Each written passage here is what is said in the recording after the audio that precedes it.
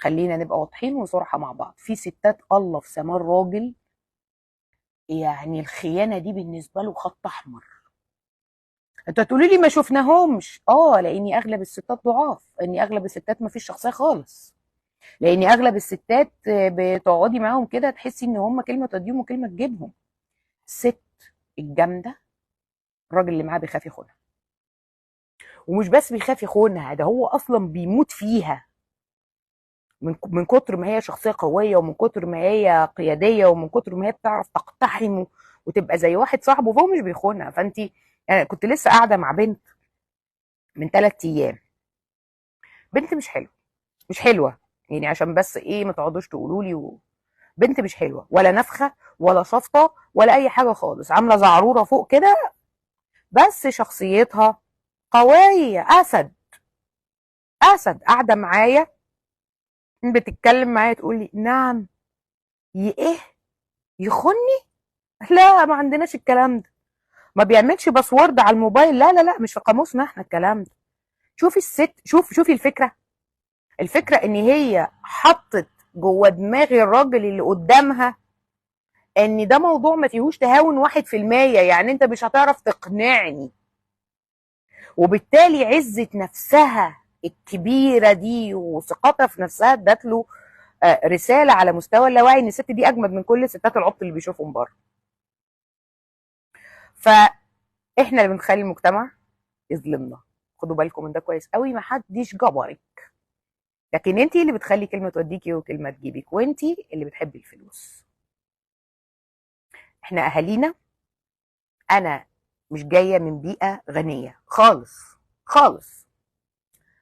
امي ربنا يديها الصحه والعافيه يا رب، صرفت علينا من ضنك الضنك وقوت القوت. تمام. لا قالت انا عيالي مش هيطلعوا كويسين عشان مش موديهم المرددين، ولا قالت انا عايشه حياه صعبه ويا ولاد بصوا لفلان وبصوا العلان اللي بيلبسوا احسن منكم، ولا كنت بروح العب سباحه ومليون تمرين، ولا كنت بلعب باليه، ولا كل الكلام ده. انا كنت طفله كل اللي امها بتعمله لها انها بتدفع لها حاجه المدرسه، بتدفع لها مصاريف المدرسه وخلاص، وزرعت جواها مبدأ ان يا بنت الحلال كل بني ادم عايز ينجح، هو اللي بينجح، ما حدش بينجحه. كرامتك رقم واحد.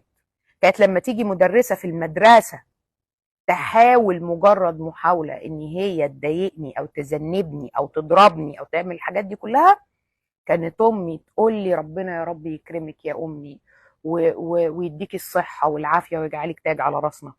كانت تقول لي اللي يكلمك قولي له مش من حقك كلامك مع امي.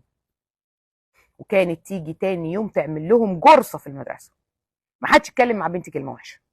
ليه؟ هي عارفة هي مربية ايه.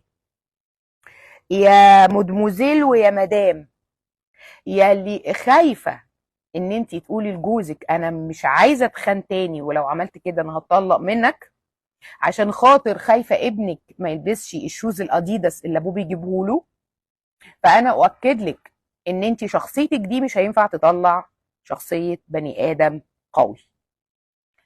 البني ادم القوي بياخدها من اهله. لو ما كانتش امي بتقف تقول لا، وابويا الله يرحمه كان بيعزها ويحطها فوق راسه، انا كنت هطلع زي امي. فيا اللي بتيجي تقولي لي اصله معيشنا في فيلا، فانا لو مش هوافق انه يخوني هعيش في شقه اوضتين وصاله، هقول لك يا مرحب بالاوضتين والصاله. اوضتين وصاله وانا بني ادم صلبتولي جوايا طاقه كده، ايه المشكله؟ في داهيه الفيلل على رجلي يا بابا، الفيلل على رجلي. انما اصل انا ابني طيب هيروح تمرين السباحه ازاي؟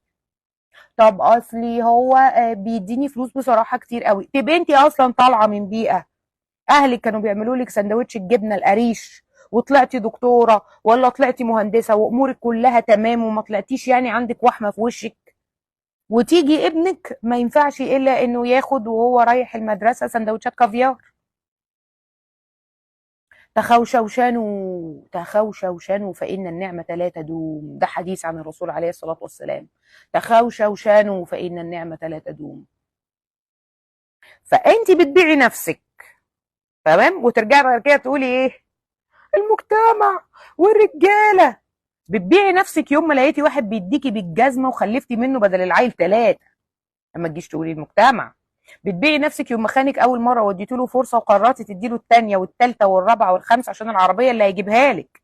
انت اللي بعتي نفسك. ما بقولكيش ارجع تاني اقول، ما بقولكيش ان انت رخيصه ولا ان انت وحشه، لا، بس بيعي بقى وانت فخوره. بيعي بقى واللي هو ايه، لا يا اخويا خليك انت كده ATM ونصرف واتمتع، وما تحسيش بقى بدور المظلومه. ما هو يا اما انا اخد الفلوس واتبسط بيها اللي انا قاعده عشانها، يا اما امشي واكسب نفسي وكرامتي وشخصيتي. لكن انتوا بترقصوا على السلم، ولا منكم بتاخدوا قرار، ولا منكم لما بتقعدوا بتستنفعوا بقى بالحاجات اللي انتوا كنتوا عايزينها. طب ايه بقى ده؟ بقى ده جنان، ده رسمي ده ولا ايه؟